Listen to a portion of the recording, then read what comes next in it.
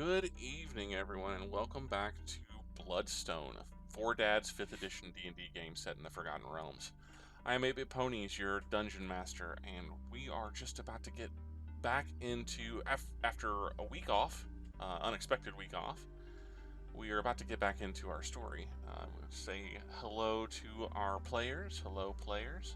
Unfortunately, Draugg, who plays Sprout, is unavoidably detained this evening and will not be with us again. But we will soldier on in his stead and continue on with our story. Apologies for being a little bit late tonight. Dad duties. Gotta love it. But here we are now, and we'll just go ahead and dive right back into the action. When last we left our intrepid group of adventurers, a number of different things were kind of on the burners. Makaria was in the process of completing a spell to create a duplicate of herself. One she calls Makaria, who is a gray-skinned tiefling that otherwise resembles her perfectly. The rest of the party met in the tap room, or the dining room, I suppose, of the Bloodstone Arms after someone took a shot at Eldrick in a busy city street as he was returning back from a circuit through the city. A crossbow bolt fired from a balcony above, an unknown assailant, narrowly missed Eldrick, or grazed Eldrick, and struck his horse, carrying a message, a flyer that was faded with time and perhaps disuse, but scrawled all over it with a livid red font, "Stop Eldrick," over and over and over and over again. Rushing off with his bodyguards to the relative safety of the Bloodstone Arms, Eldrick reunited with his companions, his fellow adventurers, and explained to them what had happened. While he went on home to have a conversation with his mother and his father's steward, Mr. Durbin Holy, the rest of the party decided to go and investigate the area in which this attack took place. After a very thorough investigation of the lane in which Eldrick was riding whenever this all went down, a chance, I guess, glance up at a balcony produced the crossbow that had been used to fire the bolt that nearly struck Eldrick. And a little bit of additional work, detective work, I suppose, or a little bit of additional investigation, led the party down a dark hallway to a veranda behind the building that held the balcony, where Thoros'l received a magical sending spell, telling him to stop Eldrick and that he was the only one who could. Being familiar to some degree with the properties of the magical sending spell, Thoros'l knew that the caster had to be nearby, and quickly glanced around and spotted, just at the limits of his vision, a cloaked and hooded figure standing several buildings away, pointing a finger in his direction, having cast the spell. Realizing that they had been spotted, the figure dashed behind a wall or the corner of the building, but not before revealing the scarcest glance of a long shock of red hair before disappearing from sight. That is where we will pick up this evening. Sprout is nearby, Alanere is nearby, but Thoros'l, you are standing on a somewhat secluded veranda in the middle of a cluster of buildings that kind of rise up and around this veranda. The kind of balconies, or the openings from the veranda out into alleyways and laneways around, reveal very little of the city, as this particular section of the city is kind of a tangle of like a warren work of buildings and small alleyways and narrow laneways in between the buildings. It would take a good deal of effort for you to find either your way down to the street level and then around through the kind of network or web work of tangled alleyways to the building that you saw this figure standing on, as it's probably somewhere in the vicinity of about almost 300 feet away. Or you could attempt to go from between buildings, but that would also be difficult, as you have to go, get it back up to rooftops and try to make your way across alleyways, across buildings. None of which is impossible, but it is going to be something of a bit of a difficulty. So, is this person like bolting? Like we make eye contact, or you never made eye contact. You didn't see the face within the hood. The face is entirely shadowed within a long, kind of brownish hood that covered the face. But as you realize that person spotted you spot them, they turned and dashed away. Okay. And disappeared around the corner of the building that they were standing there. As soon as they dash away, then I'll say, I got him, and I'll pull my dagger, slash my arm, causing a greenish, like, ichor. I'll use Rite of Corruption, and then using that as my spell focus, I'm going to cast Fly, and I'm going to chase him down. Okay. So, the first thing that you, Alanere and Sprout, recognize that there's any kind of anything going on. Thoros'l says, I heard something, and he turns and dashes and says, I got him, and pulls out his dagger, slashes himself, and darts up into the darkness of the sky. What are the rest? Well, Sprout, because Draugg is not here, he's essentially just going to look to Alanere, eyes wide, and do what, Alanere?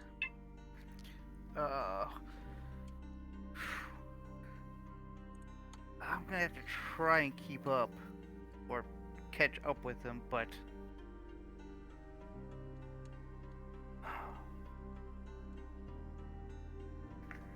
man, I don't think I actually have anything that can just take off and keep up with him. So at this point, I'm going to kind of look over at Sprout and say, gotta keep up, and then try and head in that direction using the roads or streets to just try and go in that general direction that Thoros'l just took off going. Sprout quickly mutters something about Dal, very kind of hurriedly, and turns around and dashes the other direction. As you recall, Dal Makido, aka Muckleberry, came with your party and was afraid of heights, so he didn't come up to the balcony and is still in the street below. So Sprout mumbles something about him and turns and dashes toward street level in the other direction. Okay, so what's your fly speed, Thoros'l? 60 feet. And I assume that you're gonna dash? Oh yes. Okay. I'm going to find this person use your action to dash. Trap them. Okay. So make me an initiative roll. We'll just roll for initiative here, because I know what this 18. And okay. All right. So you dash out, like you essentially realizing that the fastest or the quickest route between 2 points is a straight line. You essentially beeline in the direction that you saw that person disappear. You are not able to make it fully to the distant building that you saw them disappear behind on your first move, but you are within a move action of reaching that location at the end of essentially your first turn. Make me a perception check. You got it. 13. 13. Okay. You hear someone down below you as you're dashing across, like you startle birds as you're just basically, you burst out of the concealment, relative concealment of the veranda, and are just dashing down this alleyway toward this kind of distant building. And you startle a number of nesting birds, perhaps. Probably some people down on the street below you are frightened by that, or are startled by that, and look up and see you. And there's an immediate outcry of, "Whoa, look at that!" as an elf missile just dashes down this street 40, 50 feet above the ground.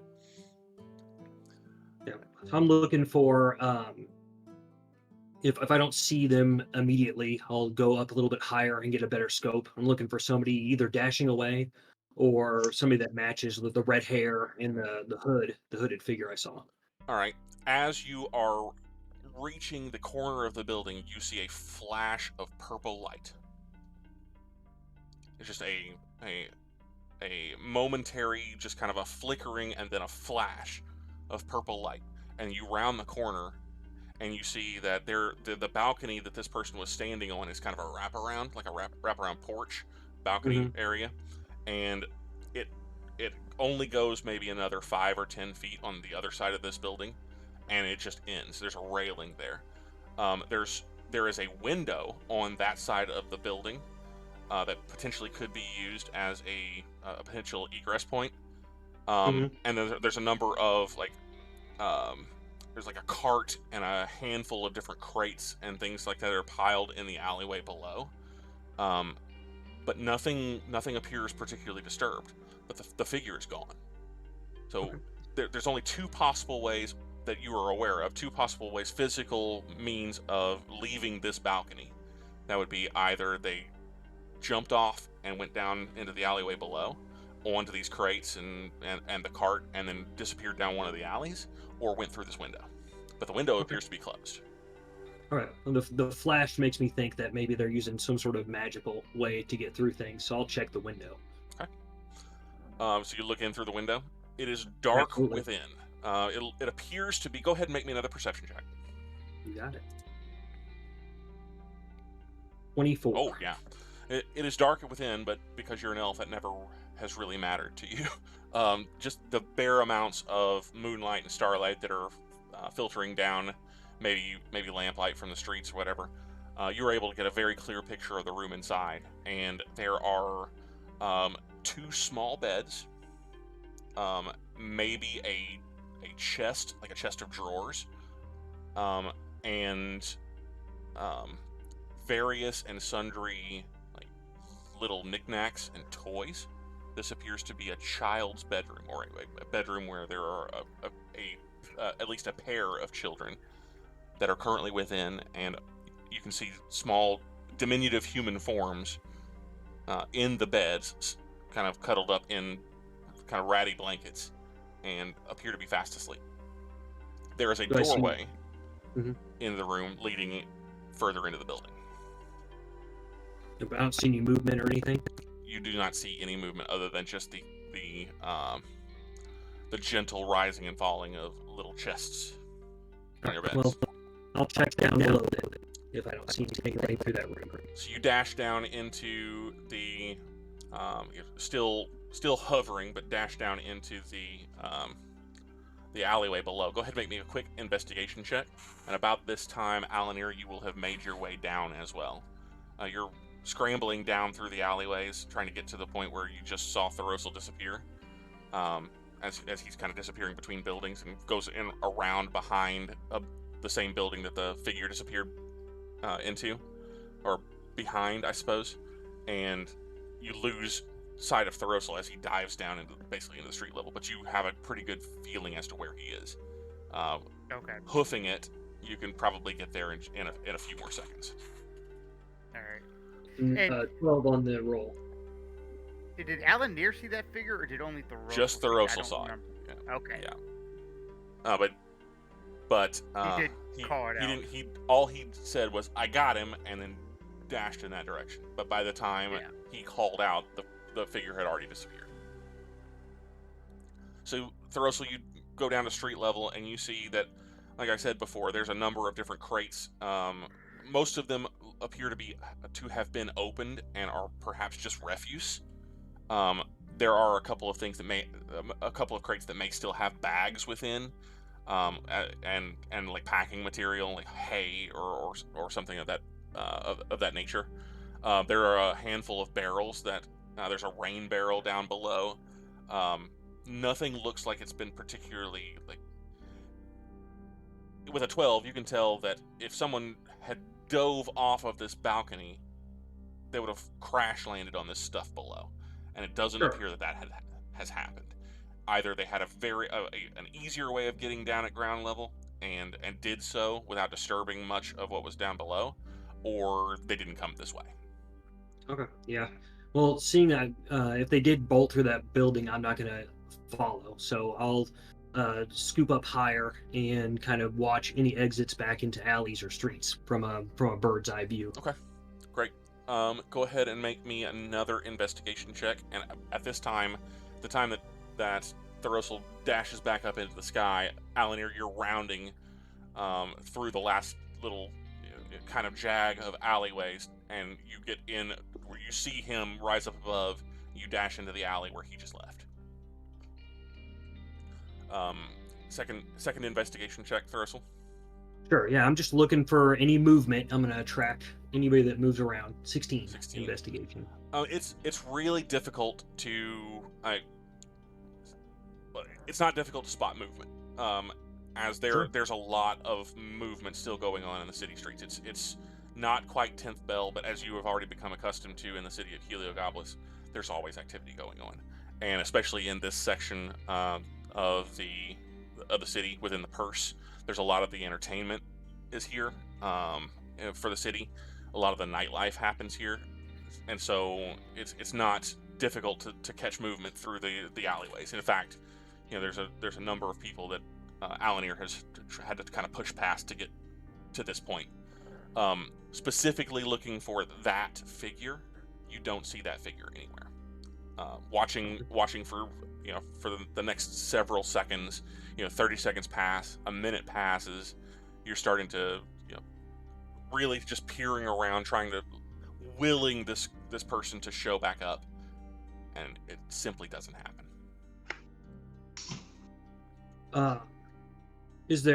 Am I drawing a lot of attention? You are. They're a flying elf, even though you're several feet above the ground and it's dark outside. Your initial pass through the alleyway attracted quite a bit of attention, and people are shouting. No one has particularly shouted for the watch yet, or not that you can hear, and you don't see any watchmen converging on you or anything like that. But there's a general care about that. Yeah. So my question is, if I'm drawing a lot of attention, I'm looking for people specifically not, pointedly not paying attention. Okay. And moving away. So that'll be my cue that this person could change their form or any number of magical things if they used magical egress. Great. So I'm looking for somebody that's pointedly not drawing attention. Make an insight check and do it at advantage, because you've got such a good vantage point. Ooh, 20. A 20. That's a dirty 20, yeah? Yes. Yeah, okay. Yeah. You're looking around, again, moments are passing, and you've got, your pulse is thundering in your ears as your blood is up. You're trying to find this person, and you're looking from person to person, and you probably glance between 30, 40 different individuals, Alanere included, and just nobody is matching the description that you're looking for. Nobody specifically is trying to, what you said before, is trying to play it off or is unnaturally calm in this situation. There are a lot of people that are believably ignorant of the situation, because maybe they were, they didn't see your quick rise, but lone or individuals that are calmer than they should be in this situation, you don't see them. You're starting to get the feeling that either the person got further away than you thought, or they're just they're just not here, or that you just can't see them. Okay. Well, I've got nothing then. I'll just alight where they disappeared from, kind of look a little bit, and then just kind of find Alanere. Alanere, you make it like as maybe 2 minutes before Thoros'l starts lighting back down onto the street. You make it into the alleyway that he had just been in previously. You're looking around and you can see something has definitely got Thoros'l's attention. He's up in the sky and he's looking around. He's very furtively glancing around, trying to find something. But what it is that he's looking for specifically, you don't know. Other than you expect he's probably looking for someone, but having nothing else to go on, you're kind of helpless, and that you're just waiting for him to come back down and talk to you. After a minute or two of very frantically, not frantically, but definitely furtively, looking around and kind of moving back and forth in the air a little bit to get better vantage points around, you kind of see his shoulders slump a little bit, and he starts to sink down onto the street level.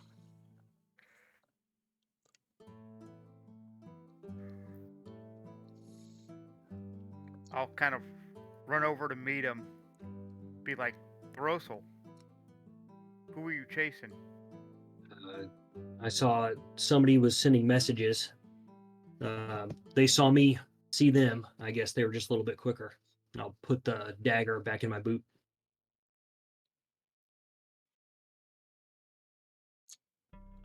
Probably at this point, Sprout with Muckleberry in tow comes thundering down in your direction, runs by your alley, and then stops.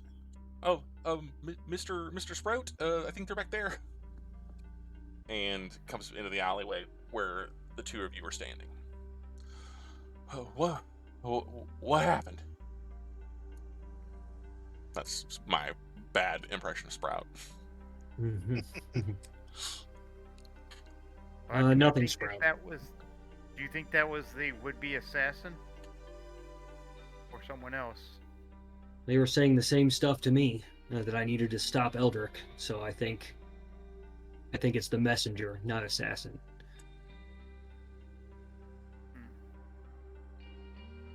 We weren't ever looking for an assassin, right?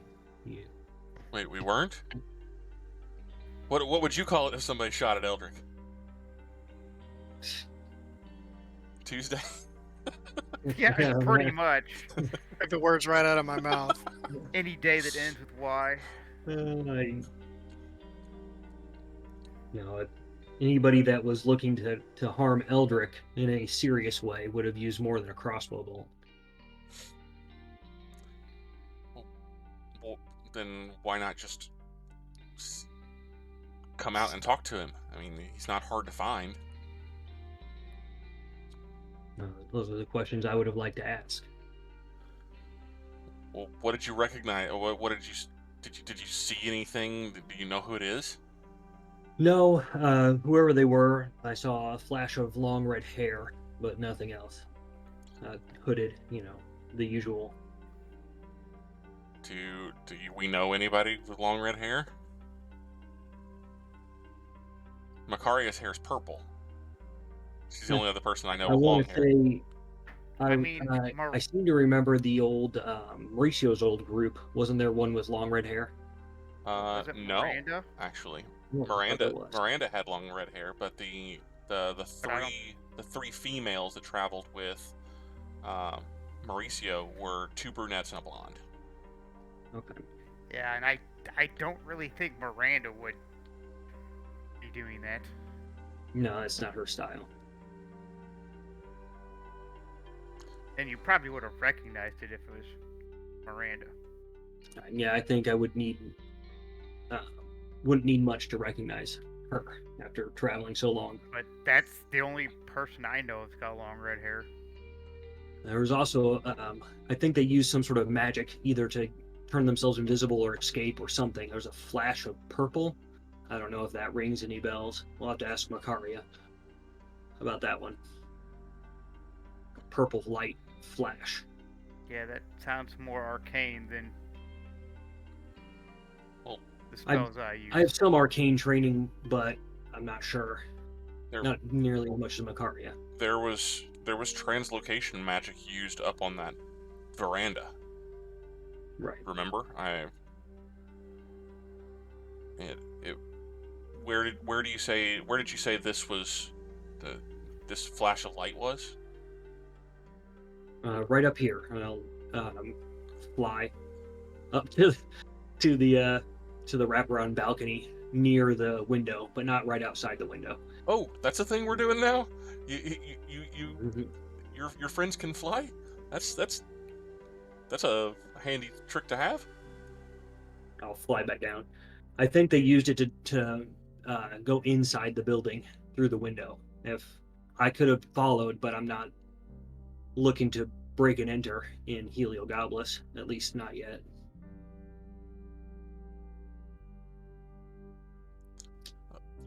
Sprout will kind of sniff around a little bit. He's like, well, without getting up on the balcony itself, I don't know what I'm going to be able to do.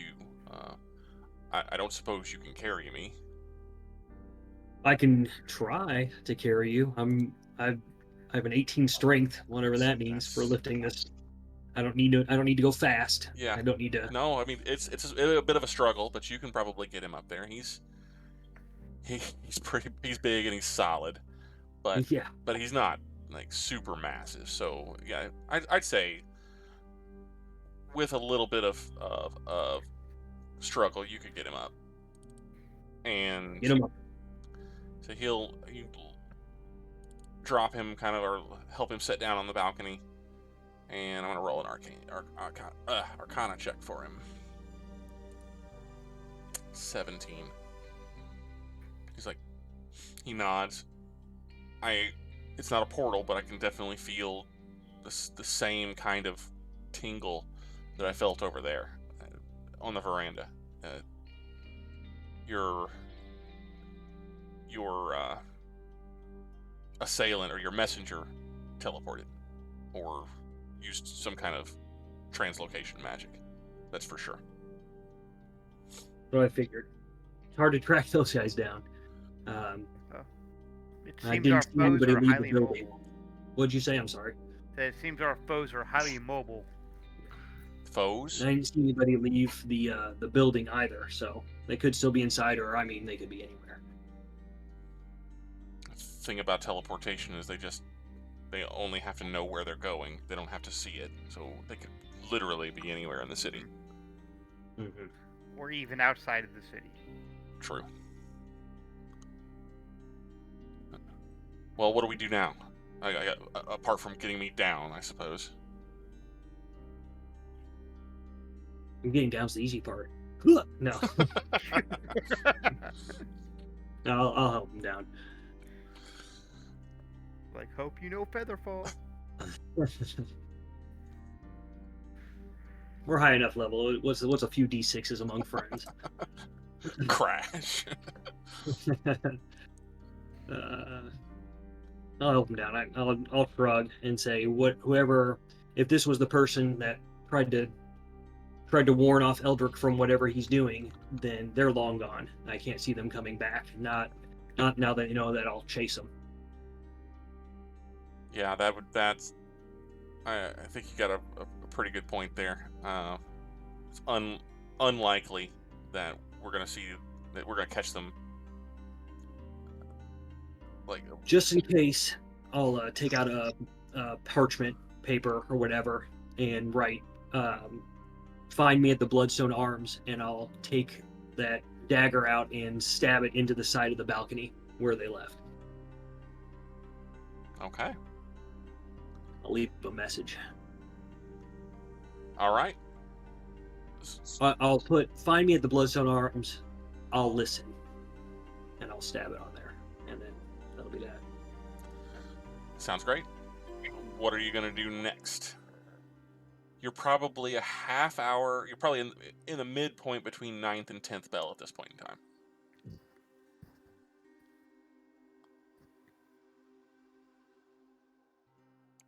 All right. Well, I have a meeting to attend.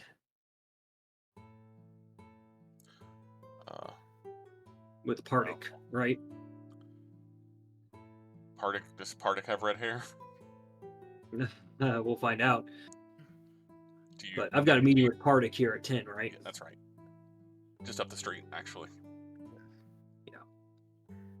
All right. Well, I have some business of my own I need to attend to, so I will catch up with you tomorrow then. Yep. And I guess I'll just go back to the inn. Do either of you need any help? Backup? There's messenger assassins about. Maybe we shouldn't be traveling alone. I'll be okay. Likewise. Maybe, you should go back to the Bloodstone Arms, just so we sure at least somebody, who's seen what went on tonight Survives? Is that what you were going to say? Well, let's just say with the nefarious characters that seem to be in the city, anything could happen. Do we need to send any kind of word to Eldrick or anything like that? Or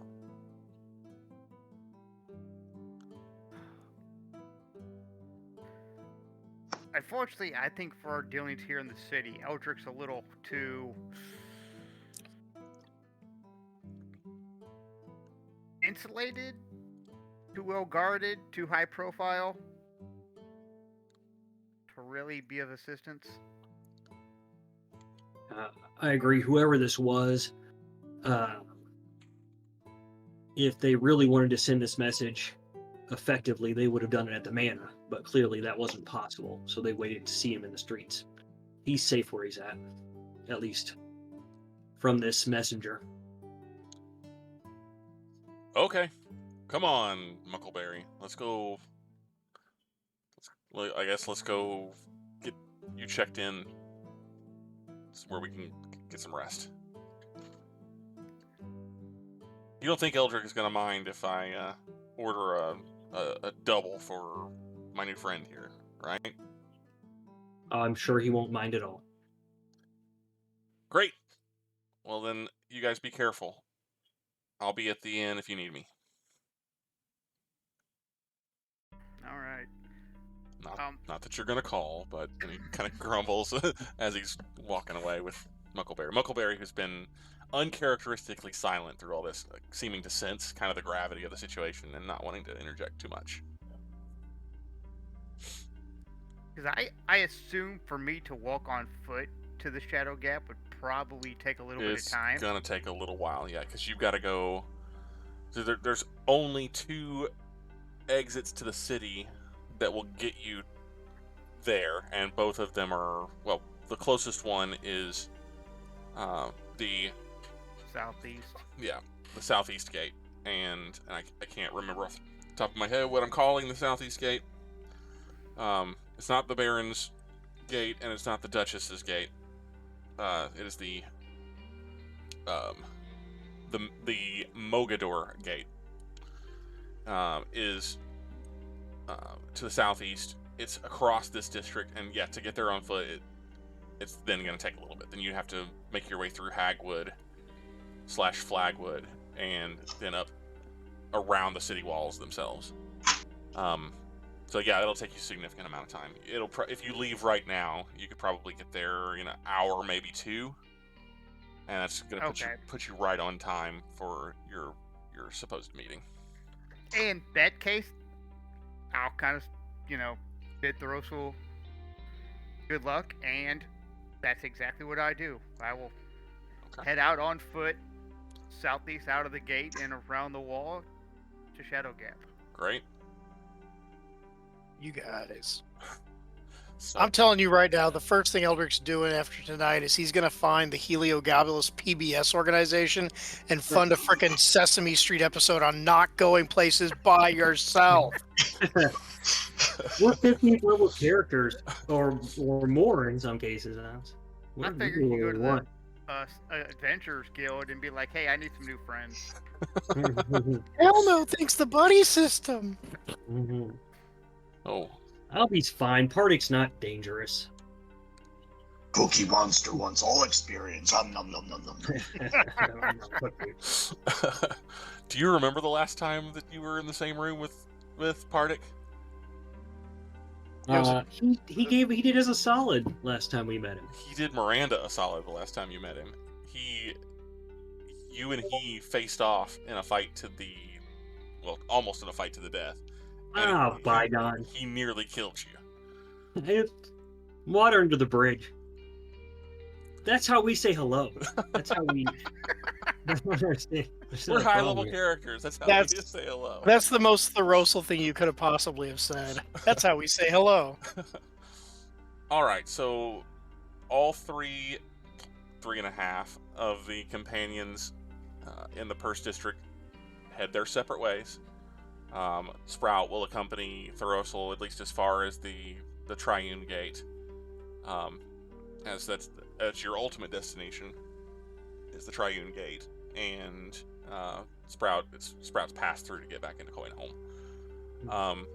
Alanere heads off on foot in the other direction. We will take a short jaunt back to Oakheart as Eldrick arrives on site with his, has arrived a short time ago. Had a quick conversation with his mother and assuring her that everything is fine. Realizing that word travels very, very quickly in the city, and the news of him being attacked in the streets made it here before he did. You had also asked to set aside some time in the later hours with Master Holy, and you will find Eldrick as you were kind of settling in. You settle into the space that was set aside for this, or that you designated to talk to Holy in Oakheart. Now bear with me just a second while I fix all this up. Switch over. So, real quick, unless this is a different time, I did get a chance to speak to Holy already when we returned. Yeah, just for a moment, and then you asked if afterward, after your mother got settled down, if you guys could have a longer conversation. Is that am I misremembering that? I did, but I think we had the conversation at the time where he said that he at least offered to aid me in finding staff who was working at the house at the time when I was basically brought here dead, more or less. That's right, and he said that he would get back to you. Okay, yeah, that's right. My mistake. Yeah. 2 weeks. 2 weeks passed. No, absolutely, yeah. I literally scrolled up to the notes to make sure I wasn't just making that up in my head. All right, so yeah, he's gonna look for the records of the staff at Oakheart at that time 13 years ago and get back to you on that. You're right. Right, because he was out of town, in air quotes. Correct. Is there anything else that you want to do this evening before we get back to Thoros'l's meeting at the Starry Night? Just to mention that Eldrick is, I think, was tonight the night he had plans with his mother, or was that last night? I think that was tonight, right? He was gonna originally tonight, but right. Oh, that's right. She was too distressed by the assassination attempt. I got you. She was quite distraught. Yeah. All right, then in that case, Eldrick will spend some time doing some holy research and devotions to Ilmater in his room. Specifically doing the research that I had talked about previously to justify Fine Greater Mount, which I'm going to do later. Okay. Mm-hmm. Sounds good. Actually, there is one other thing he's going to do. So he's been carrying around a copy of that journal that has all those stories in it. And he left a copy in his room that had one story in it, which was what he remembered from the night that he was brought back. The first thing he's going to do when he gets to his room is compare those two journals to make sure that they still match up. Okay. So the two journals that you wrote, you're comparing to make sure that they still match. That nothing's changed with them. As far as I'm aware, nothing's changed with them.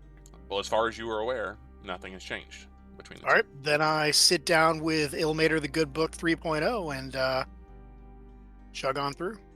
Sounds good. Okay. We will again, before we get back to Thoros'l, because Thoros'l's kind of monopolized the evening thus far, we'll go back to the Bloodstone arms. Just before Sprout returns, Makaria, after you have completed your ritual and your introductions with your new companion, or whatever it is Makaria is to you, what are your plans for the remainder of your evening? The remainder of the evening, we're going to be very simple. We were going to go and get coordinating outfits for the fancy ball event, because we needed to make sure our sizes were very similar. I see. Okay, so you're gonna go out into the dark, or into the night rather, and try to find. You're still planning on doing that tonight? Is that what I understood? Because more or less, the ritual took most of the day. Yep, correct. Okay, all right, not an issue. So the two of you together, Makaria and Mykara, head out into the night, the nightlife of the Golden City, to do some shopping. All right, we'll hand wave that then. You will likely encounter some of the same kind of guarded interest from the townsfolk, especially now that there are two of you. You definitely get some looks, but no one challenges you or anything like that as you leave the Bloodstone arms, arm in arm with your gray duplicate, or your gray skin duplicate.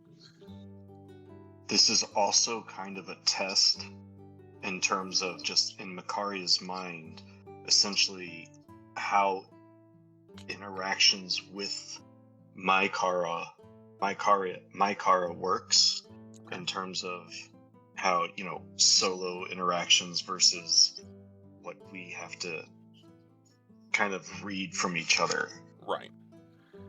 So she is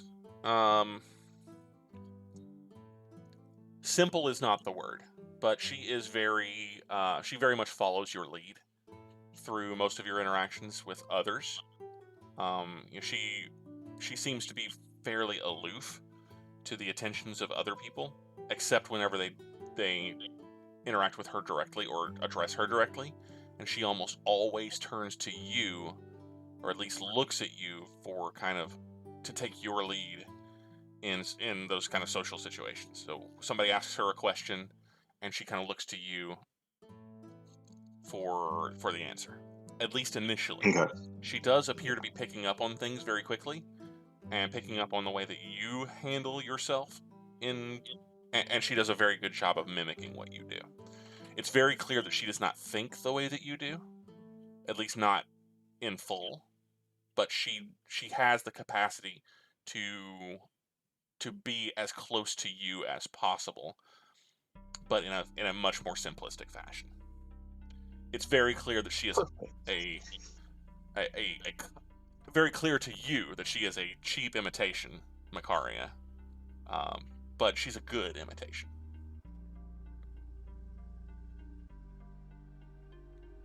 Exactly what is needed. Yeah. Oh no. And I mean, I'm guessing you're not going to Mauricio's for this. You're just going out. Oh no, I'm just going for something. It's late at night. Aha, let's do this and see how socially we can start interacting, since we're gonna have to go to a bigger gathering sooner. Yeah, that makes sense. So yeah, you spend a few an hour or two out in the marketplace, the grand marketplace of Heliogabalus, kind of wandering between the stalls and the shops and things, and more shopping for reactions than for the actual goods that you're looking for. But you're able to find what you need regardless. It's not Mauricio's level, but it'll suffice. I'm not used to Mauricio's level, so hey. Exactly. All right. So then that will cover Makaria and Mykara for the rest of the evening. Eldrick is covered for the rest of the evening. No record. Sprout is mostly covered for the rest of the evening, but we can, if Draugg has anything additional to say about it, we can get that from him next week. So we have no recourse but to go back to Thoros'l. As 10th bell rings out, about the time that you're reaching the confluence of the three walls, where the triune, one of the three triune gates exist between Coinholm, the Purse, and Palace Hill. You've never been to the Starry Night before, but you are aware at least of its location and what it essentially is. It's an upscale tavern, kind of a not specifically a fest hall, but kind of an upscale tavern / restaurant that is built into the wall itself, the confluence of the three walls. A watchtower, perhaps, or something that was built to resemble the watchtowers that are evenly spaced along the walls in the city, but it has been further kitted out to entertain guests. It's a pretty sprawling establishment. It's one of the larger taverns, not an inn, but one of the larger taverns that you've been in, and it is pretty extravagant.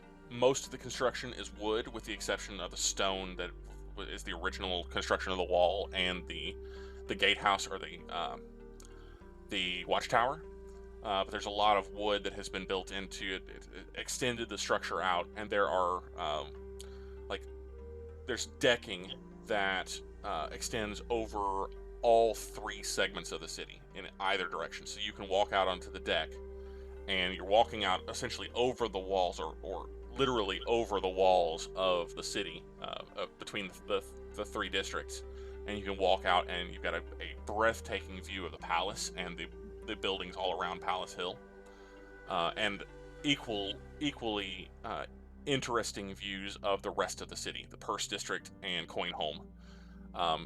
And you're high up enough that you can see out over the entirety of the city. Wherever you are in the Starry Night, you've got just open sky everywhere, which gives it its name, at least at night. And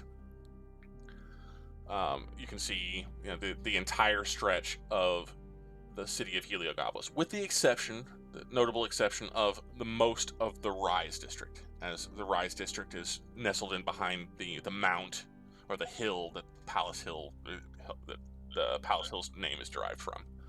You can see some of it, just not all of it. You notably cannot see Oakhart from here. But you are kind of wandering through the building. You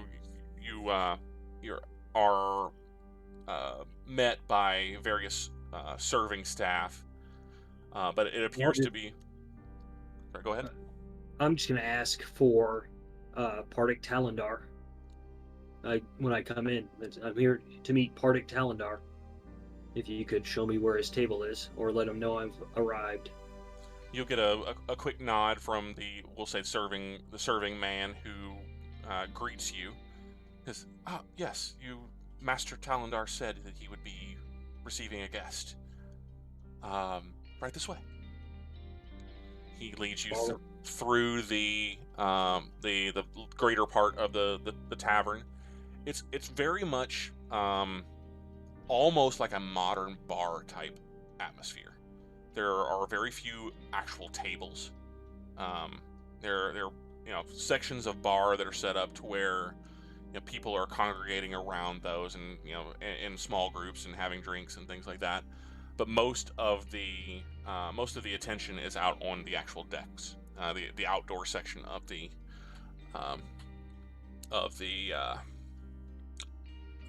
tavern. The man leads you out onto the deck overlooking the Coinholm district, specifically to the southwest. And standing kind of in not exactly a corner, but a location where where two of the kind of the railings meet, and almost like a corner. Standing next to a red-haired fellow that you recognize. You also recognize a fellow by the name of Carrot. You see in his usual ostentatious, finery, a little understated, but lots of gold and silver, kind of woven into the fabric of the doublet that he wears and the hose, and with a familiar-looking longsword at his side, or draped at his belt. You make eye contact with Carrot first. Carrot sees you and he whispers something immediately to his companion, and turning to face you is the handsome, if somewhat arrogant, visage of Pardic Wolfswift, aka Pardic Talendar, aka the leader of the Gold Coins mercenary company. And he holds out both hands, drink in one hand, holds out both hands, and says, "Ah, Thoros'l, it is good to see you again." And he holds both arms out as if beckoning you in for an embrace. Thoros'l doesn't move to take the embrace. He'll just nod politely as he can, and say, Pardic Go ahead. immediately steps forward, seeing that you are not going to do it. Pardic immediately steps forward, and if you allow him to do so, he wraps you up in a hug.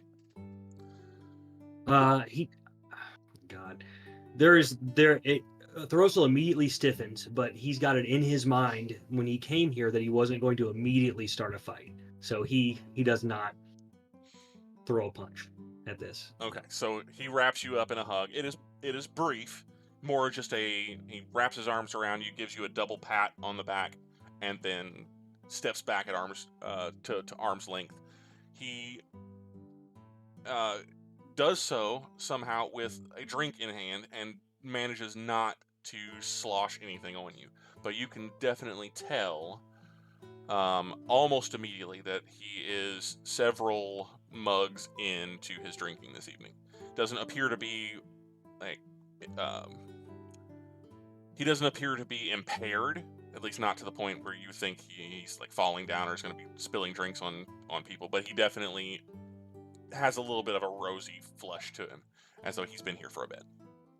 "It has been too long, my friend. Where have you been all this time?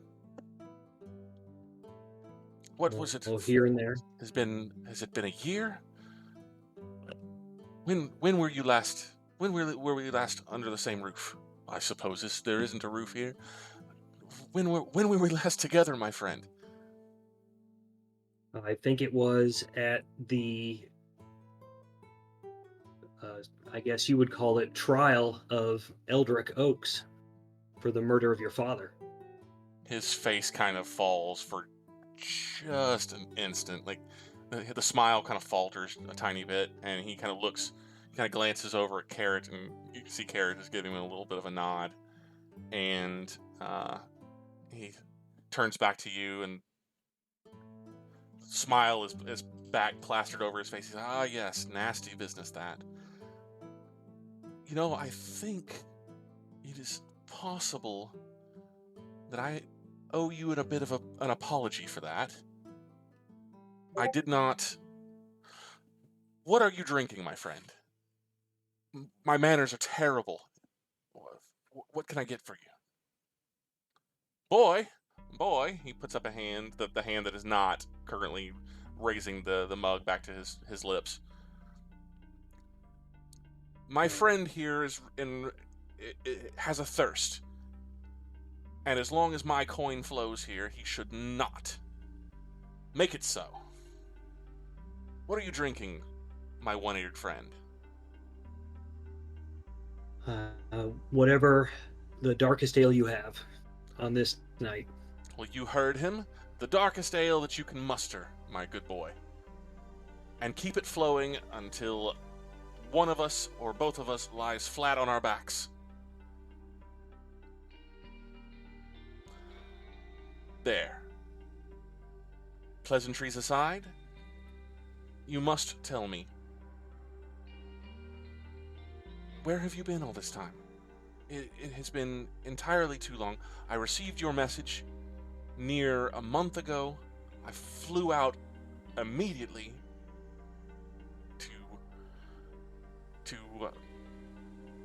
to answer your summons, if nothing else.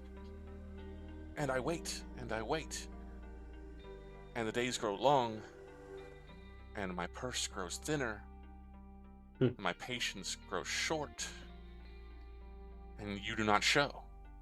And then I hear of your friend Elroy returning back to the city, and yet you do not show.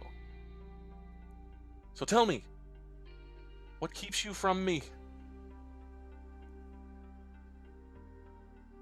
We had business, family business. I'm sure you understand. Again, his face kind of falters a bit, and he glances down. Are you wearing his brother's sword? Absolutely, yes. He does glance down, and he sees the sword belted at your waist. And yeah, his face falls a bit, falters a bit again. His smile kind of tightens. And seeing that him look at the sword, Thoros'l will reach down, and he's not drawing his weapon, but he's going to unhook the loop he keeps on the leather loop he keeps it attached to, and set it on the bar. He's going to lift up the sword and set it on the bar, kind of in between them or next to them. Just like I wrote in my letter, this is yours, if you want it back. He takes a long, hard look at it. It kind of almost even takes a step back from it, and his smile is completely gone at this point. He kind of sets the drink down at his side, and he makes no move to reach for the sword or to take it. When I received your letter, I could hardly believe it.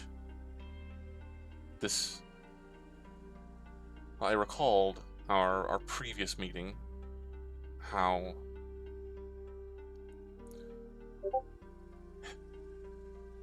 my brother and I didn't always see eye to eye, but he meant a great deal to me, as he was family. My family is a right lot of bastards, for the most part, but Watland, he looked up to me, and there are very few people left in this world who do. We can't choose our family, but we do what we can. Look at me getting so maudlin. You summoned me here to, I suppose, pay a debt, or to offer a favor, and I appreciate you for it. He still has made no move to take the sword. I shall remember you fondly for this act of kindness. May I ask you, what made you decide to offer it back? It is yours, rightfully won, from what I recall. And that is not nothing. For you to offer to return it, certainly you must have something in mind. Something that you want in return.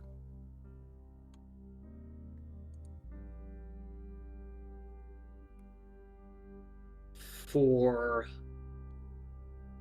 a long time, it was my own family that's driven me. And you're right, family.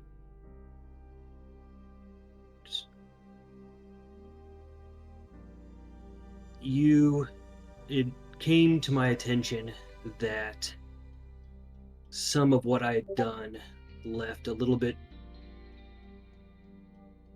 too much behind me, and I was just tired of it. I've been searching and continue to search for those that have wronged me, and I don't want to be the one that causes that for others. Not anymore.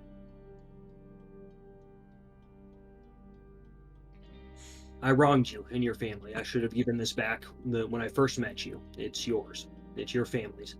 It means something to you. It does. It's the last I have of my little brother.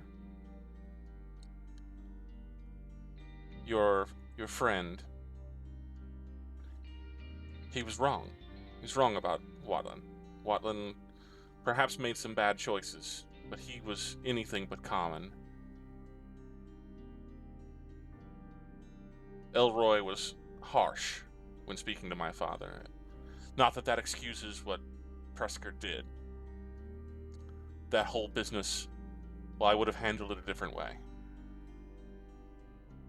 I cannot take back what Presker did to you and to yours.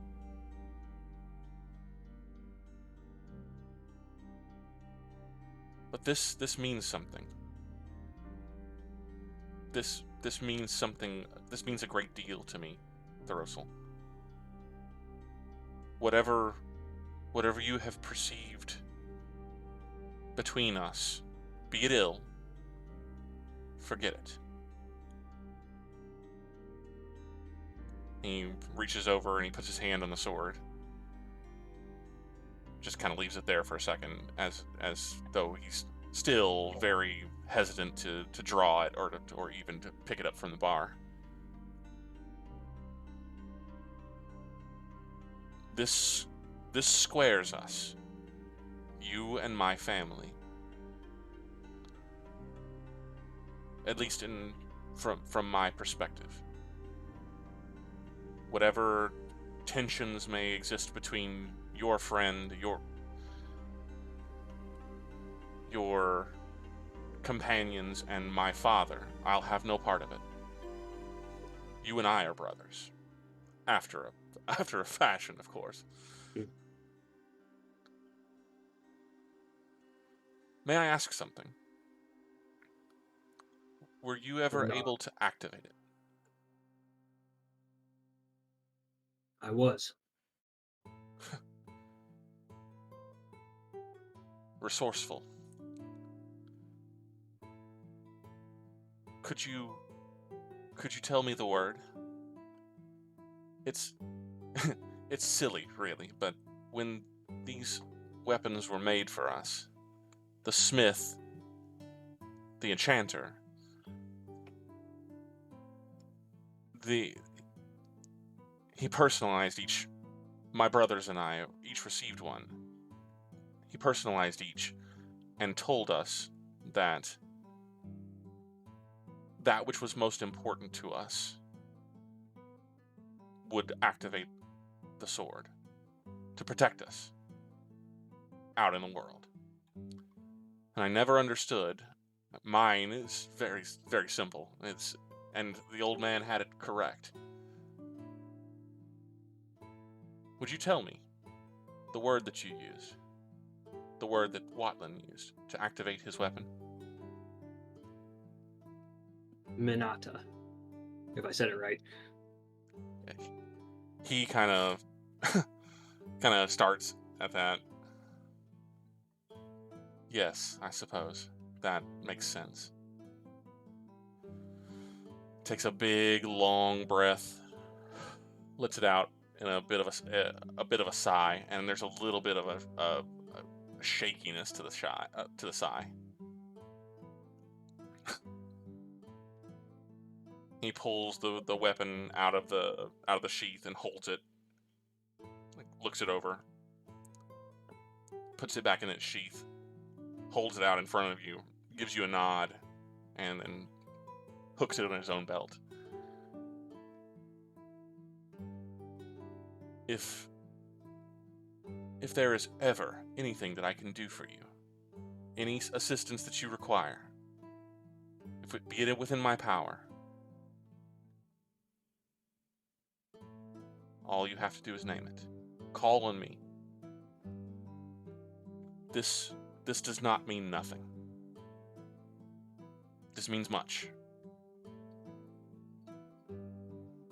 I dislike being in people's debts, and I find myself very deeply within yours.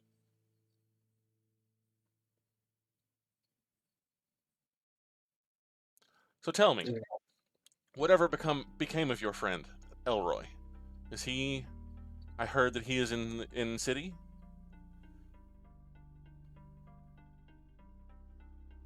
Eldrick is Baron now, Baron of Morov. Gods forfend. Baron of Marov, is it? Close enough. Well, good on him, I suppose.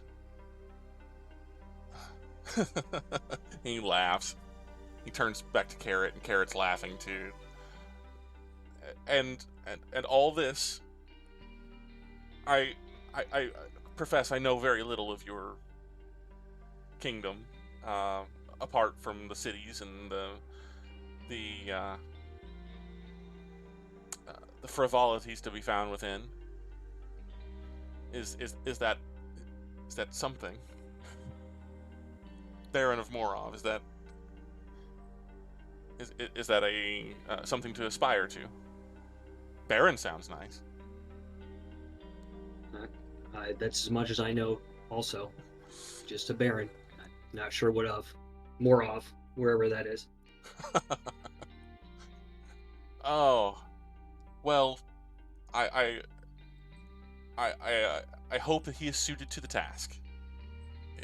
As it happens, perhaps the adventuring life was not quite his forte. As it is, he's not a soldier, not like you and I. But enough about Elroy. What about that minx that you traveled with, Miranda? Is she still traveling with you? She parted ways with us around the same time as I sent that letter. Pity. I would very much like to see her again. Ah, well. If the gods will it, then perhaps... Well, sit. Tell me of your travels. And perhaps I will regale you with a story or two of my own. But be at ease. I understand that this is one of the finer establishments in this whole God's forsaken city. You drink on me.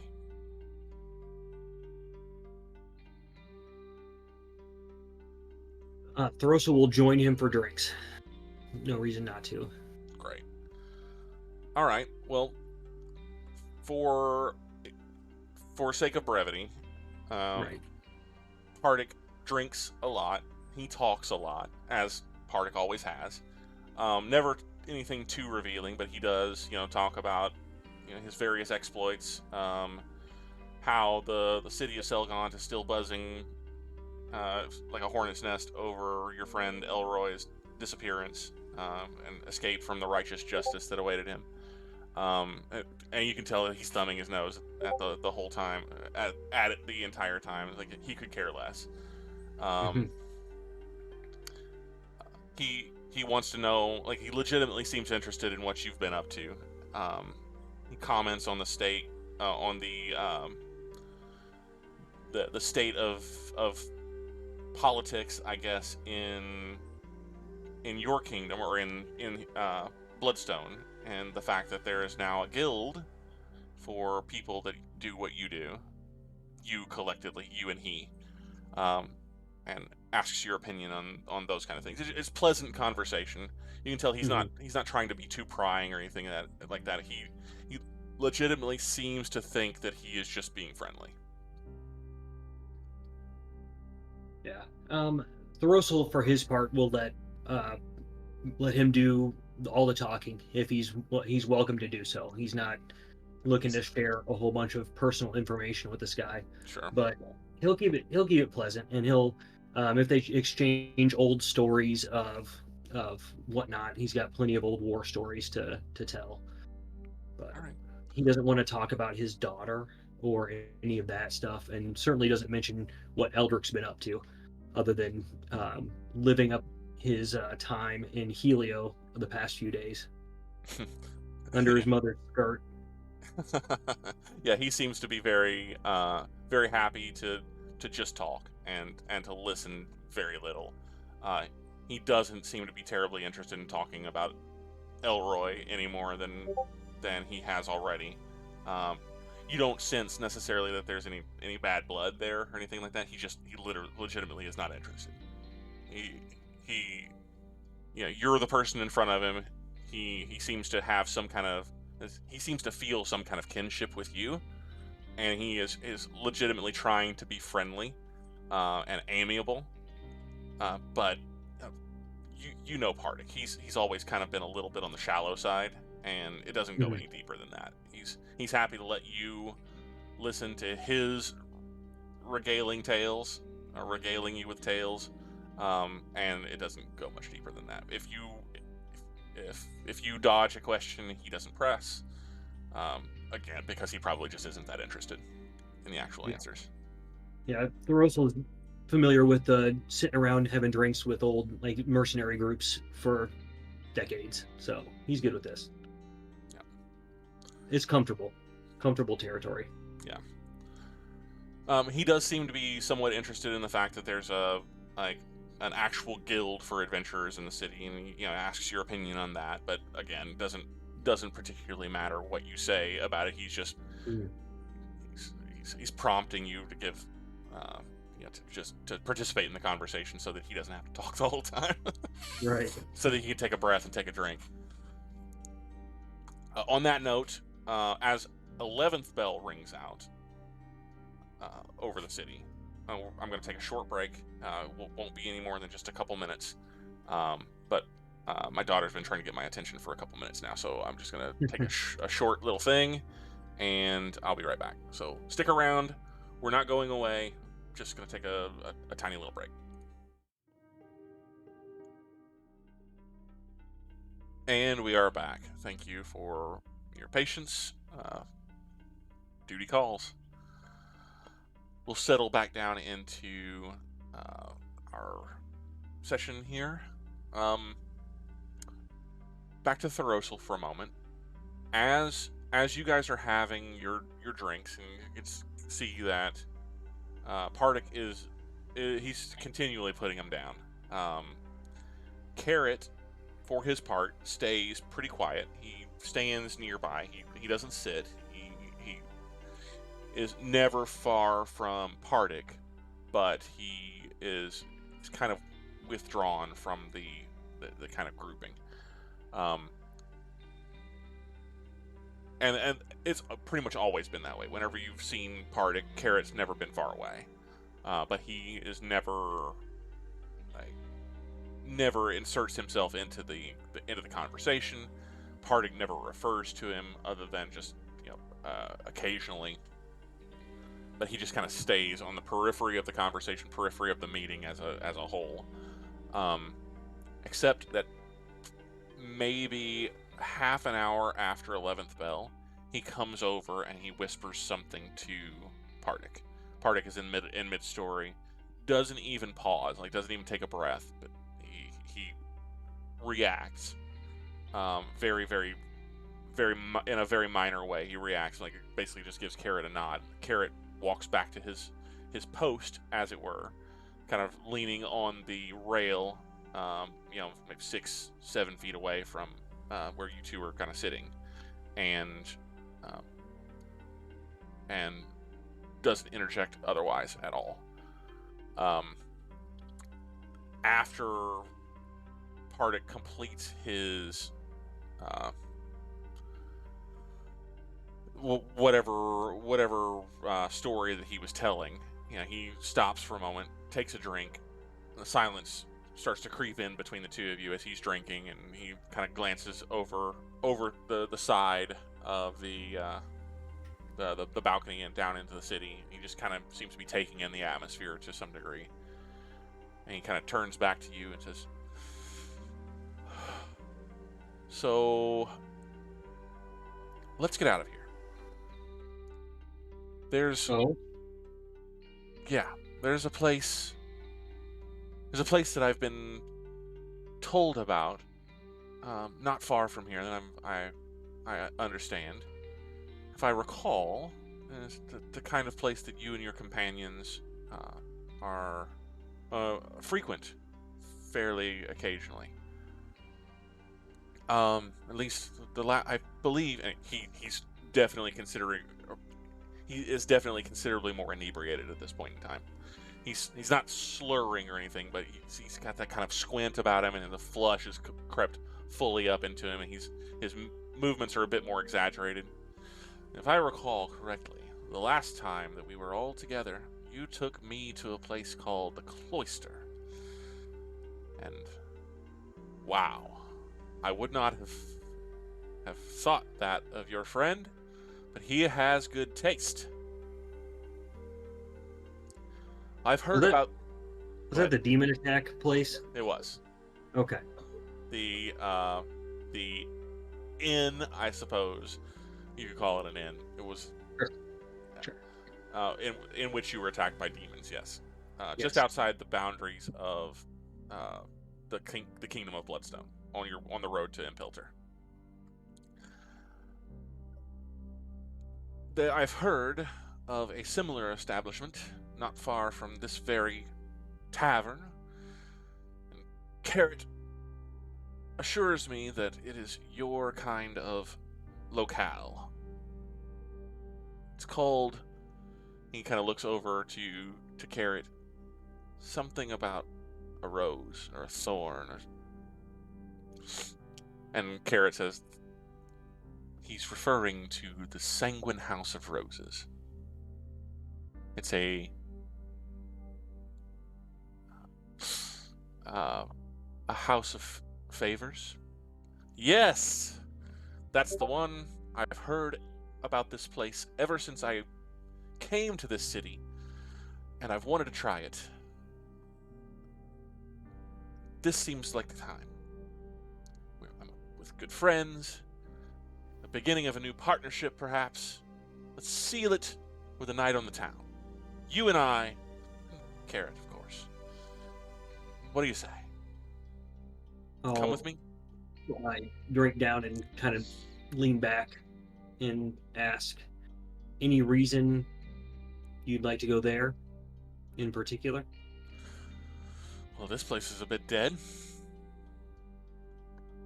There in particular, I hear that it's a fine establishment where one can find the type of entertainment that I understand you are partial to, or at least your friend is. I can never remember. Was it you or was it he? How much bullshit is this guy reeking off him Give me an insight check. on this? 22. Zero guile whatsoever, except he's tweaking you a bit. You get the feeling that he 100% recognizes how uncomfortable the Cloister made Eldrick and other members of your party, and he remembers fully that it was he who insisted that you go there with the with that in mind. So that part he's absolutely, he's just tweaking you a little. But any ulterior motive, if you think he has any ulterior motive specific to the situation that you had a couple of days ago around that locale or that location, no, it doesn't strike you that way. Okay. He legitimately wants to take you to a brothel. Oh, Pardic. Maybe now we should part ways. You want to go there, by all means. That cuts me directly to my heart, Thoros'l. I hope that dear Carrot hasn't offended you. No, Carrot's fine. But I'd heard that the owner of that establishment was perhaps up to some no good deeds. I should certainly hope so. Yeah.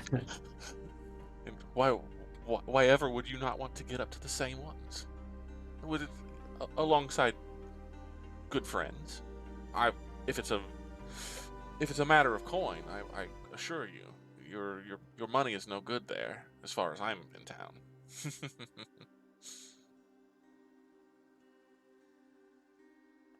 Not even a hint of excitement? Curiosity, perhaps? I hear it's the best in town. All right, then. I suppose we will have to go and brave its depths ourselves. Come along, Carrot. It is time that we sought the next great adventure. You'll know where to find me, my friend. He comes over and he puts a hand on your shoulder, not facing you, he's facing out behind you. And he puts a hand and he squeezes your shoulder and he's jostling you around a little bit, you know, in the way that drunk people are wont to do. I must say, it was very good to see you again, my friend. I do hope that we have an opportunity to cross paths again while I'm in town. You know where to find me. I'm staying at the and kind of snaps his fingers, and Carrot chimes in again. The Dusty Duchess. Yes, that's the one. Dusty Duchess. If you have an opportunity to step in, it's terrible, but it's my kind of terrible. I think you would enjoy it as well. If you have an opportunity, if you'd like to do lunch, dinner sometime while we're in town together, or if you change your mind about the Sanguine House, I certainly, the invitation stands open for as long as you and I are within these walls. I do wish you the best of luck in your future endeavors, my friend. And say hello to that Miranda for me if you run across her. Take care of yourself, Pardic. That's what I am best at, my friend. I assure you. Ta-ta for now. Carrot, attend to me. And he starts off in the wrong direction and then very quickly course corrects and starts off toward the entrance / exit to the Starry Night, leaving you alone after only a few moments. I'll depart as well and head back to the Bloodstone Arms. Great. You are returning to the Bloodstone Arms. As you are on the road to the Bloodstone Arms, go ahead and make just a 1d100. A chance roll.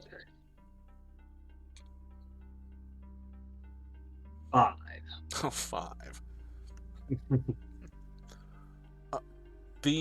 As you are getting close to the arms, you spy a pair of figures walking. They're not skulking. You know, your trained eye looks for that kind of thing, but you come across in one of the lanes as you are stalking back toward the Bloodstone Arms a pair of women,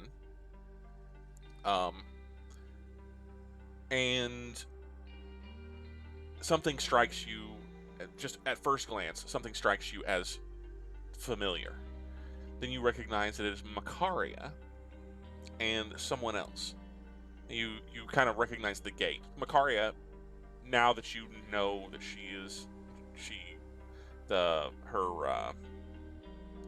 her boot situation is a little contrived. That she actually has like the tiefling, the goat legs and feet, and she just kind of stuffs all that into a boot and pretends to have regular feet. You recognize her gait, and even from the back as you're walking behind them, and you're walking faster than they are, and they're just kind of chatting with each other. She and this other woman. She's walking alongside a woman similar height, actually of a similar gait to her. but you're still maybe half a block behind them on the lane, and they don't appear. Well, actually, Makaria, go ahead and give me a perception check. What rather than that, what is your passive perception? Oh, passive perception is, let's see, perception. So that'd be enough. Passive is 11. Okay, yeah. So they don't appear to have noticed you as you're walking, kind of behind them. You recognize that has to be Makaria. No one else walks the way that she does. But who is that she's with? Do you approach them? Do you just let them move on? Or they're going the same direction as you are. You follow them? Do you walk past? What do you do? I think I'll follow them sneakily. Okay. Well, we've already... go ahead and make me, since you're going to attempt to be stealthy, go ahead and make me a stealth check. If it's better than Makaria's passive perception, then you're able to keep up. 21. Absolutely. They don't have the slightest idea that you're there. How close are you going to get? I don't need to be able to hear what they're saying. I'm just wondering what Makaria and her new friend are up to. Gotcha. So okay. I just need to be able to follow them, see where they go.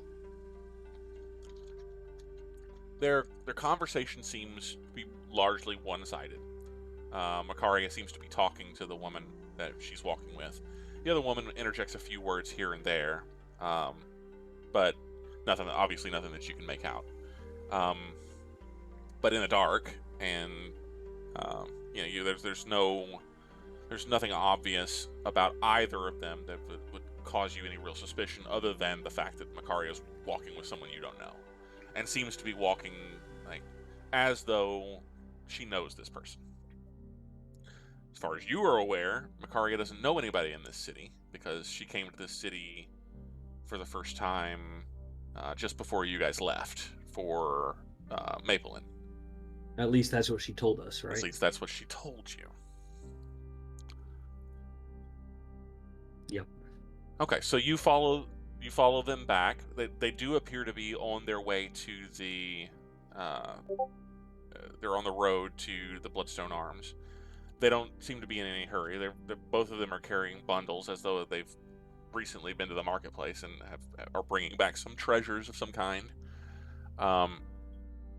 But it being just after midnight, and for them to be traveling the lanes, go ahead and make me a perception check.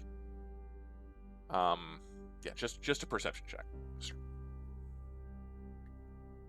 Me? Mm-hmm. 20. Gentleman's 20. Gentleman's 20. You will find with the natural... I almost said natural 20 again. With a gentleman's 20, that as you're following them, the lane that that all of you are walking down together or separately is lit to some degree, but it's not lit all the way down. You're passing beneath lamps and the like, so that it provides limited illumination. You can confirm that it is in fact Makaria that is walking on the left side, and the woman that she seems to be walking beside is of a darker pallor. Reminds you very much of the skin color of the Drow.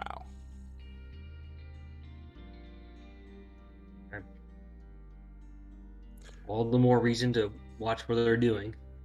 Well, they walk directly up to the Bloodstone Arms and go inside, and they are none the wiser. Neither of them appear to be any the wiser that you have followed them there.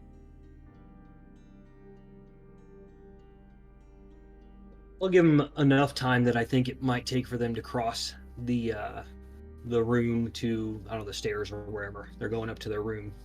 Okay. Or if that's where they end up going, and then I'll go in too. Great. Across town, at this, just a few moments before this has happened, you hear, Alanere, you hear the ringing of 12th bell, midnight. You have made your way to the Shadow Gap. The Shadow Gap is not exactly a slum, but it is definitely a lower scale section of town, and it's built in between the walls of the exterior walls of the city proper and this large rise of hill, these kind of granite cliffs that rise up just outside the city. Natural formation, but it has the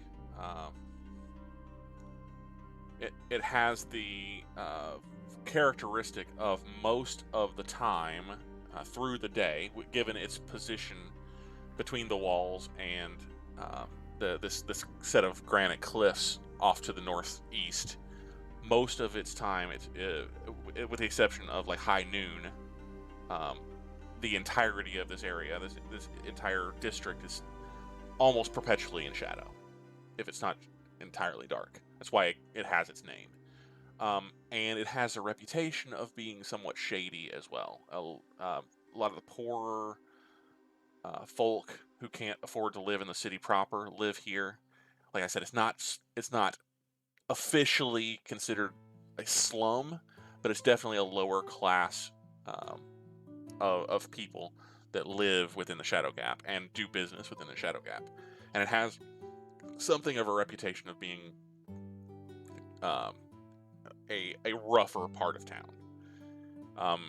It's not an official district of the city, and therefore it doesn't have representation on the council. It doesn't have its own city watch. It's not technically patrolled at all, with the exception of the watchmen who walk the walls and can view this part of the city.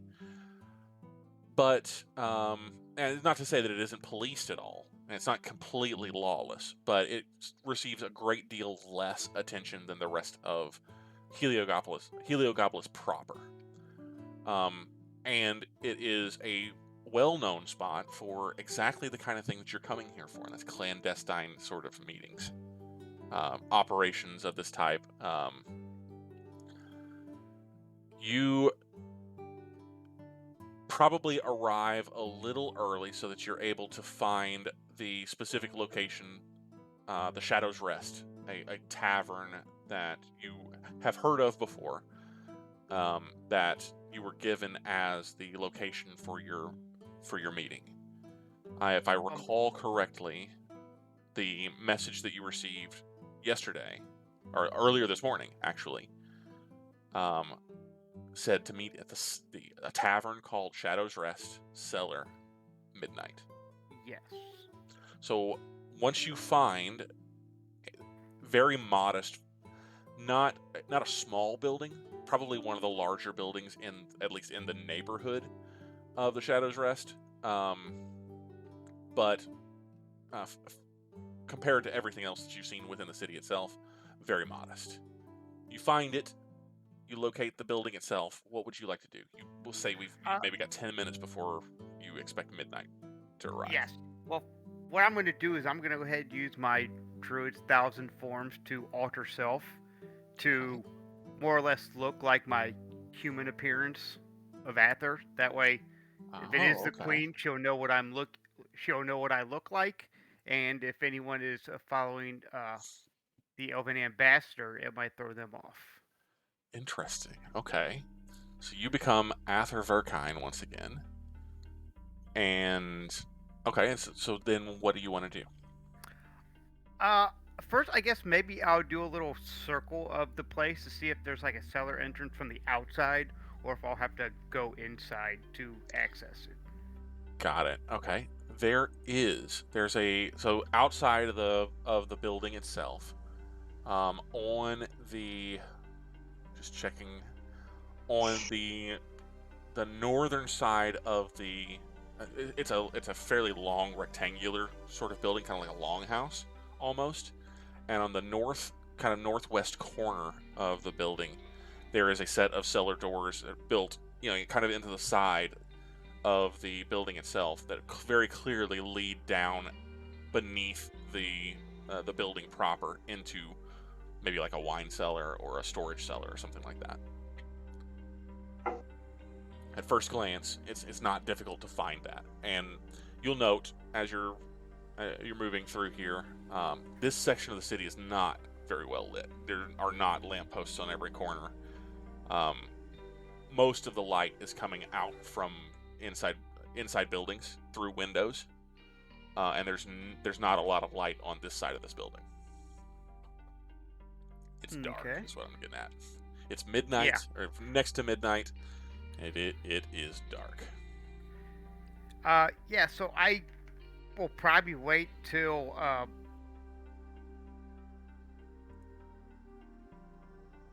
man, I guess, I'm only think I already, about 10 minutes, I'm thinking it's close, so I will go ahead and kind of like be stealthy and try and hit that little cellar door to get down in there.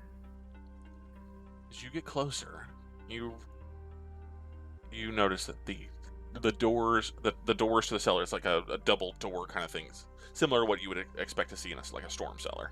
It's a double doors that pull outward. They are actually ajar. Given that those sorts of doors kind of rely on gravity to keep them closed, something would have to be something that would have to keep them ajar. Either something is being used to prop the doors open from the inside, or there's something keeping these doors from just naturally closing. The fact that they're ajar is unexpected. Man, if that doesn't scream obvious trap. You know what? I'm still gonna kind of like stealth my way and just kind of sneak through the open door. And kind of just on my way through it, look to see if there is anything propping it up. Okay. Go ahead and make me a stealth check first. Alright.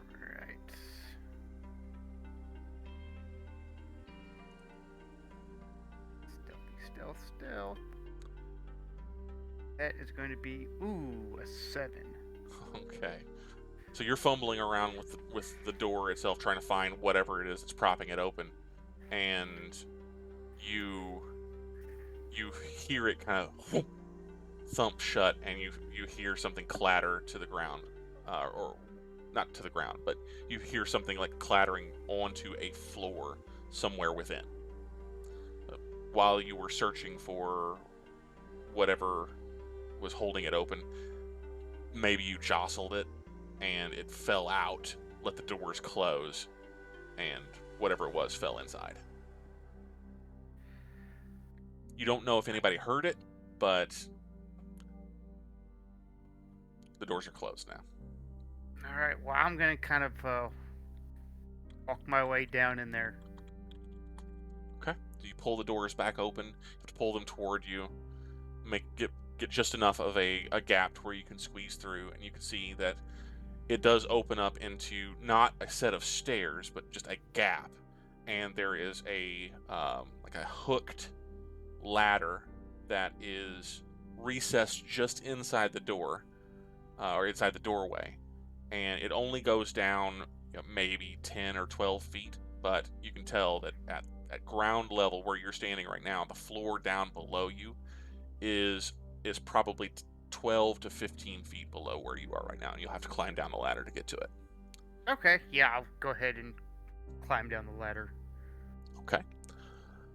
You drop down into, descend. Drop is a hasty word, but you descend down into a darkened, a cellar, for lack of a better word.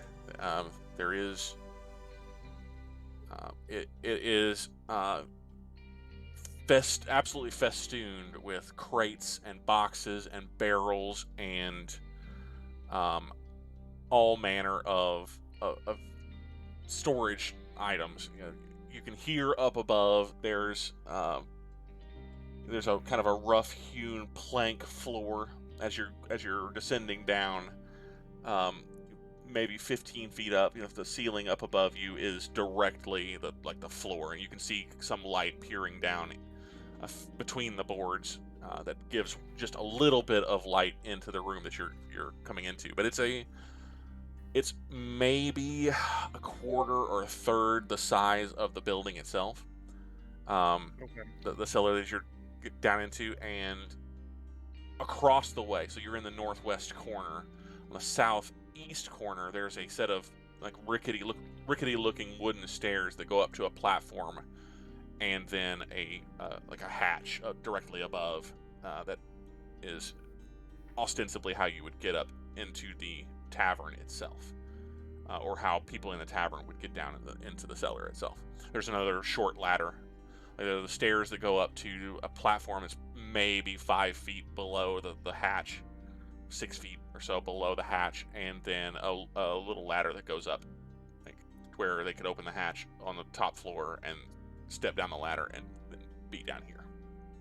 Okay. In the south, well, you don't with all of the kind of the clutter and the boxes and things like the crates. It's difficult for you to see anything else. You very clearly do not see any kind of movement or any evidence that there's any body down here. What is your passive perception? Ooh. I'm glad you asked. I'm guessing it's probably very good. It is 20. 20 passive. Yes. You smell something. Kind of has a kind of an irony, maybe coppery smell. Something you're very, very familiar with in your line of work. Smell of blood. You know what? Let's do this. I'm just gonna cast a produce flame and just kind of hold it in my hand as a light source. Okay. Not to throw it or anything, but just to basically Light light up the room. Okay, so bear with me just a second. So you light up the room. You can see that on Roll20. Can you? Get the character sheet out of the way. Yes, I see it. All right, so you light up the room, and you immediately can see a number of crates and barrels and things like that. What you would expect to find in a cellar. There's the kind of the musty smell of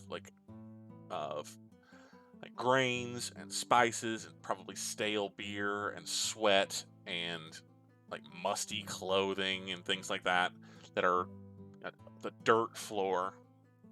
A lot of natural smells, but over all of that, just a hint, you get the scent of blood. And as you light up the room, you can see a rather substantial pool of blood over in this corner, which draws your attention to a darkened doorway over here. There's no door in the doorway, and you only didn't see it before because it was essentially in the shadows of the other kind of accoutrement in the room. But now that you've got light, you can actually see that there is blood, and there are what appear to be like drag marks on the floor, and the dirt floor, and a blood trail that leads into through this doorway. All right, so just for my reference, now that I've seen the map, that is where I came down, right? That's correct. Stairs from the northwest, and then these are the stairs that look like they go up into the actual That's tavern. Correct. Yeah. All right, with light source still in hand, I'm going to slowly start creeping my way through that doorway. Okay. You step over into that, step around kind of the boxes and the crates that are stacked up on each other, and get a good view of the actual doorway itself. And you can see that very clearly there is a blood trail, and it is a substantial amount of blood and drag marks. It looks like maybe a person or more than one person's were dragged through this doorway. You follow it around along. Yes, I'll start following the drag marks of, or basically the blood trail. Okay. Your light reveals to you that the cellar actually opens up into a much larger area. We'll say to the south. beyond that door, which is very clearly like a wine cellar or a beverages storage cellar. There are large casks of some, what you assume is either wine or ale or beer or something of that nature. And kind of woven through those casks, the blood trail leads down through here and around kind of this corner, and you can tell that something was very hastily drug through this area. There's a shelf here that has a number of like parcels and various like kitchen implements and things like that has been bumped, maybe bumped into, because part of it is broken, and there's like blood-stained implements having landed in the blood, and not necessarily used to draw blood, but have been scattered out over the dirt floor and have become at least partially covered in the blood that is being left on the ground. You kind of round the corner, and you can see at the far end of the room. How long does your light source extend? How far does your light source extend? Give me just a second, and I will find that out. Produce flame. I'll look for it too. So it gives bright light in 10 feet radius, and then dim light for an additional 10 feet. Okay, so basically about 20 feet. So you have to creep out for a good while. You're following the blood trail, and you can see with your infravision out over the light to some degree that the wall kind of ends, or the building ends over here.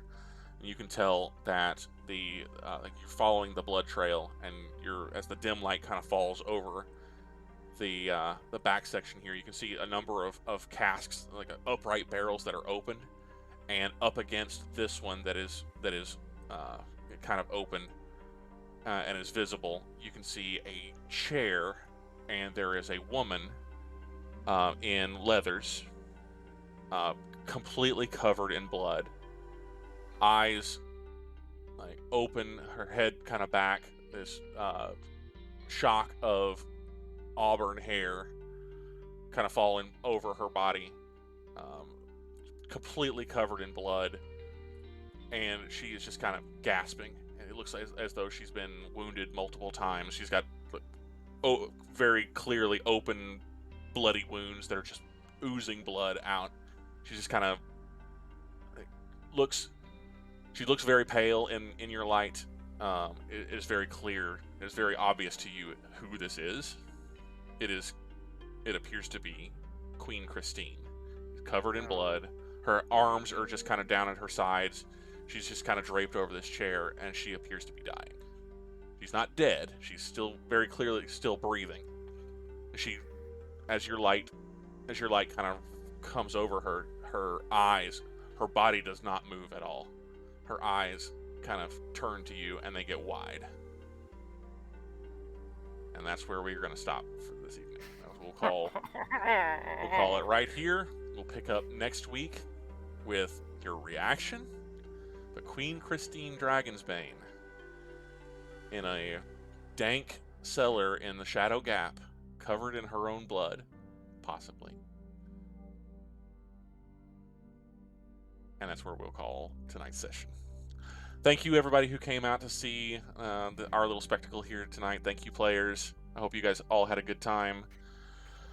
We will be off next week, May 30th. I will be out of town, hopefully for the last time, at least for the foreseeable, for the short-term future. Unfortunately, it's something I can't get around, but we will not have Bloodstone next week on the 30th. But the following week, which is the 6th of June, expect good things, as we will be diving right back into the action right here where we have left off. I hate to leave you in a cliffhanger and then go away for a week, but in 2 weeks we will be back with more Bloodstone, figure out what the hell is going on in this city. And I mean, we don't exactly hate leaving you on a cliffhanger. Well, we don't hate it, but yeah. But again, thank you for coming out tonight. We hope you enjoyed this. Come back on Thursday, Friday, and Saturday of this week, if you're interested in more Apocalypse action, we will be doing the unveiling of the tournament grand prize for Mr. Bennett the dog, our tournament champion from our Aramniversary 1v1 Howling Abyss tournament. Congratulations once again to Bennett. We will do the unveiling of the grand prize, and the virtual awarding of that prize before I'm able to ship it out to him. And more Apocalypse action starting on Thursday night and Friday night of this week. Saturday night there will be no stream. I have a family gathering on Saturday night, so no Apocalypse on Saturday. We will be out for Saturday, but this coming Thursday and Friday we'll do Apocalypse. Next Tuesday we'll be out, but then the following Thursday and Friday, hopefully that Saturday will be more Apocalypse action. Everybody have a great night. Have a great week. We will see you on Thursday. Thanks again. We're looking forward to our next session. Good night.